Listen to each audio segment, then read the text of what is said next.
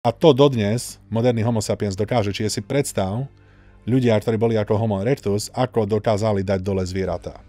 Bez problémov. Skupina bovine, pol tóny s rohmi, nič.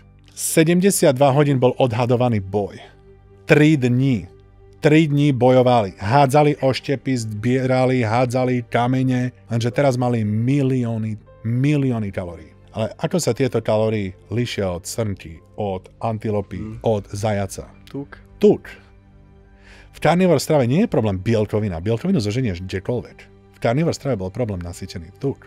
Vývoj ľudského organizmu nezačali reprezentovať masívne množstva nasýtených tukov v diete našich predkov. Mozog sa začal vyvíjať, rásť, IQ rástlo, inteligencia a kreativita rástla a my sme sa stávali silnejší a inteligentnejší a viacej alfa.